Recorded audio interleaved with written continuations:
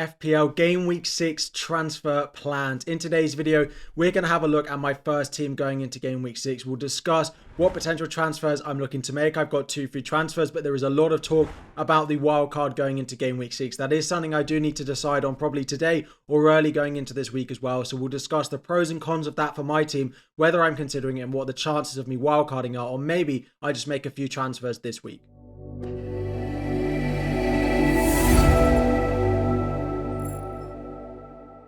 What is up everyone, FPL Harry here. Before we dive in, 2,000 likes is the aim. Subscribe if you are new around here as well. And today we're having a look at my first team selection, my first transfer plans going into Game Week 6. I've spoken a lot about the wildcard and potential transfers I could make to hold it, should I be playing it. So we'll go through all of that in this video as well. What we're going to do first of all though is talk about a transfer that I've already confirmed. Bryan Mbeumo has already entered my squad in place of Diogo Jota. I did that on Saturday night with Mbeumo looking like to rise in price, which he did. Diogo Jota also likely to fall in price a lot over the next couple of weeks, I imagine, with people losing faith, and given that he was of course benched in Game Week 5. Game Week 5 went pretty well for me. I was pretty lucky. I know there's going to be comments saying that. I had the Gabriel goal, which I'm very happy I decided not to bench this week, as I did bench his 15-pointer last week. I got Smith Rowe's 9-pointer off the bench, and then Chris Wood decided to take a penalty, which we didn't expect to be the case either. We thought that Gibbs White would be the penalty taker for Nottingham Forest. But looking at Game Week 6, as I said, Bryan Mbeumo has come in for Diogo Jota. If I'm going to save the wild card, I do want 90-minute players. I want nailed players who I know are going to start, and I don't need to be worrying about that every single week. And Bryan Mbeumo has a fantastic run of fixtures going over the next few weeks. For me, he is probably one of the most essential players when you are playing a wildcard or you're looking to make transfers this week. When I do my transfer targets, my top players to buy, he will probably be second amongst all players, maybe with Bukayo Saka or the Arsenal defence coming in 1. But he might even go above Bukayo Saka, given the way that Arsenal is struggling to attack without Martin Odegaard in at the moment. So if you are looking to buy a midfielder this week, I do absolutely love Bryan Mbeumo. He came in early because I knew whether I was on wildcard or not, Jota to Mbeumo was a transfer that I'd be looking to make. So in terms of actual lineup this week, Henderson in goal, we've got Gabriel, Trent, Pedro Porro. Very happy with that. Henderson did come in with his first return. I'm still not happy with him. They definitely should have conceded in that goal if Manchester United could have scored some of their big chances. So I do have my eye on Henderson still. Eze in the midfield again had a big chance which he missed. Salah is in there currently, a bit disappointing over the past couple of weeks.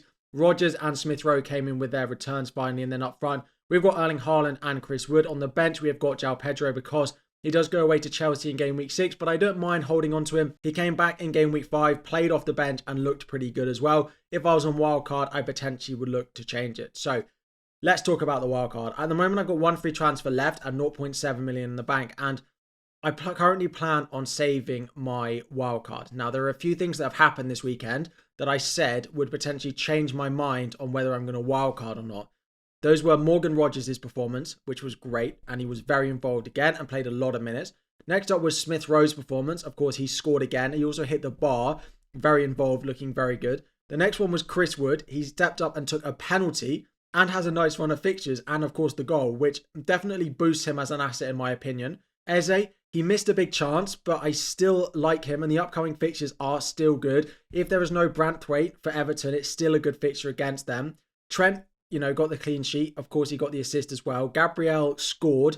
Porro, not quite as good, but I don't mind holding on to him. So generally, I'm looking at my squad and I'm pretty happy with it. I don't feel like it needs a whole host of changes, particularly in Game Week 6. Now, the only other thing to mention, though, is my lineup looks quite weak in Game Week 7. There are a lot of difficult fixtures. João Pedro has Spurs. Wood has Chelsea. Eze has Liverpool. Rodgers has Manchester United. Smith Rowe has Manchester City. Defensively, it's okay. Of course, Henderson does play Liverpool. So if I am going to save the wild card, we'll talk about a few other potential transfers I might make even this week with a -4.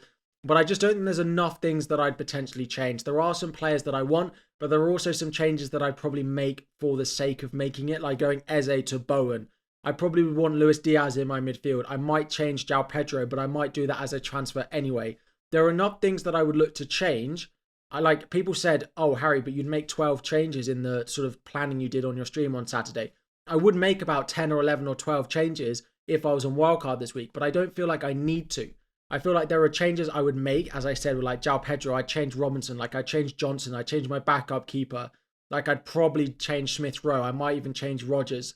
I might change Eze, but I don't feel like I need to play the wildcard in order to save these. The other plan for me on wildcard would be to play it in game week 12. There are more fixture swings going into the second half of the season. That is also the final international break before we go into Christmas until about February, March time. So we won't have any more international fixtures. We'll have a full look at how teams are performing as well. And my team has done very well this week, so it's difficult to see that a wildcard off the back of a green arrow is something that I really want to do. It is, of course, possible that we go through the week and I do start to think, well, I'm losing value. There are potential transfers I want to make. Then I decide to activate the wildcard. But at the moment, I just don't think it's going to happen for me this week. It is possible I go anywhere from one transfer, which is the one I've already made of Jota to Mbeumo, or potentially all the way up to a -4 this week, which we'll talk about in a moment. Now, I do really like this week for wildcard. I think it's a really strong week. I think there are a lot of good players you can buy, some nice fixture swings you can target. So if you've got your wildcard active, we will have a video out on Tuesday morning looking at another wildcard draft for you all a little bit after the games that we've had this weekend. It is a good week to wildcard, and I do much prefer it to game week 7, but I don't think my team needs it the way that some of those players have performed this weekend for me. So the first thing that I could potentially look at is the triple up on Arsenal, and that is one of the big things that wildcarders in game week 6 are going to have over me, potentially.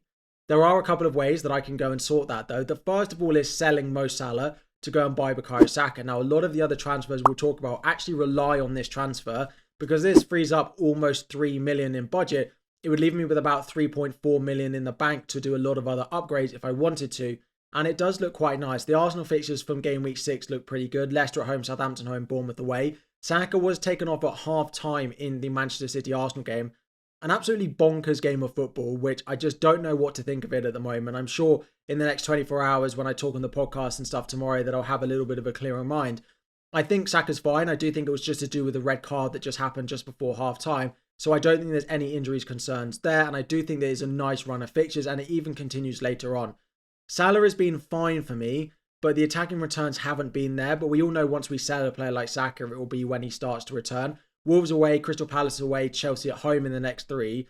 Whereas Saka has Leicester at home, Southampton at home, Bournemouth away. It does just look much better for Saka, plus the money that I can do elsewhere. I don't think that selling Salah to Saka is an essential transfer at all.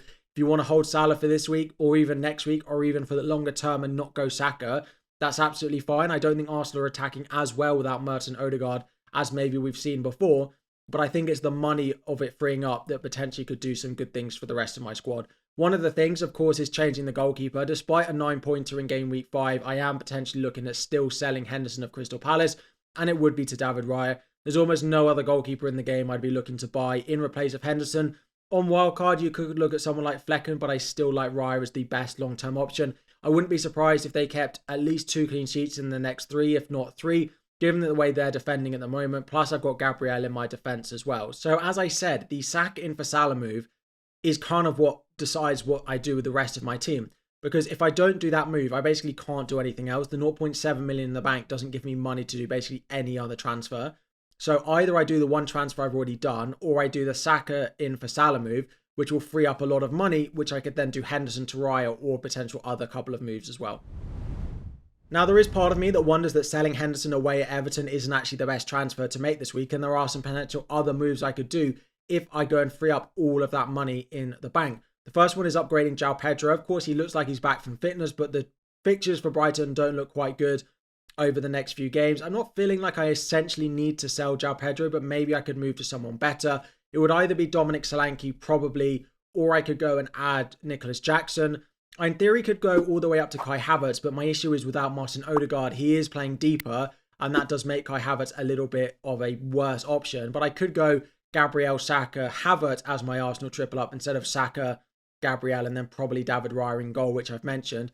Solanke is probably my favourite just over Jackson. Jackson has been fantastic, and as a Chelsea fan, I'm absolutely loving seeing it. But I do think the fixtures short term are good, but then they do turn. I would probably want to make another transfer to move to another forward. Whereas Solanke has the best long-term fixture between now and about game week 12 when I do look to play the wild card. So I probably would favour Solanke over Havertz and over Jackson at the moment at time recording. I don't think that's probably a transfer that I'm going to look to make though.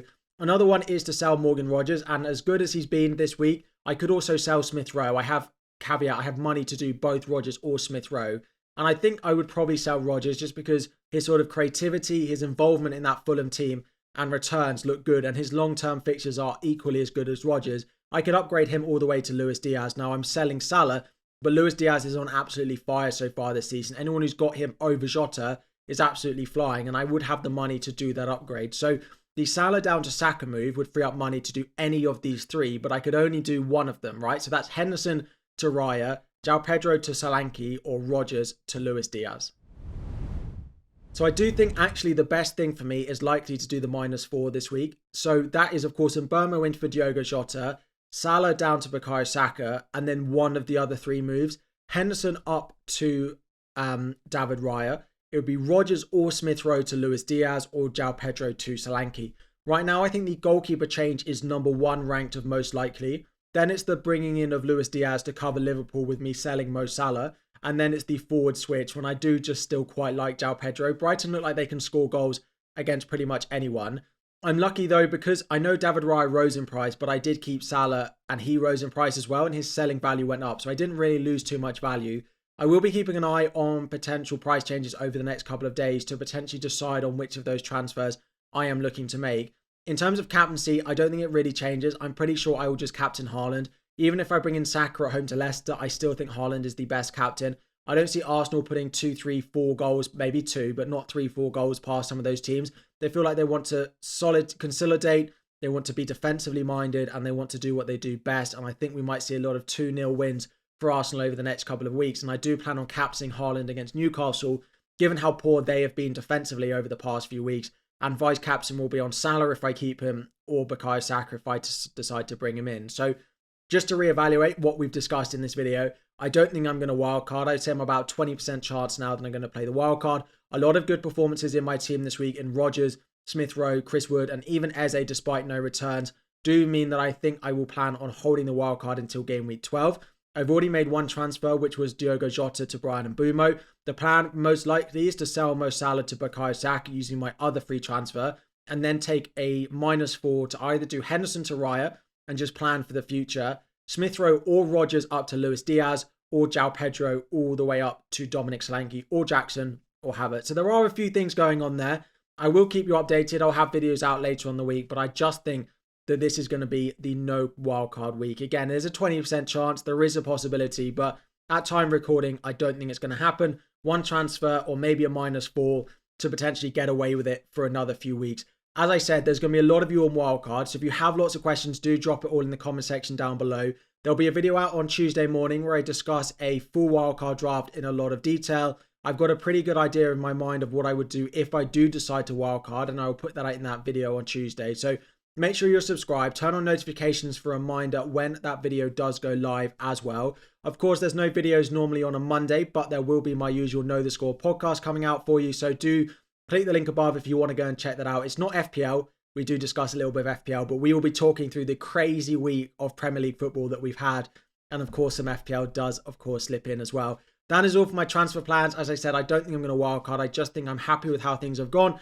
And I'm going to consolidate all the way up until game week 12 is the plan. Let me know any questions you have about your team in the comment section down below. 2,000 likes is the aim. Subscribe if you are new around here. And I'll be back again very soon.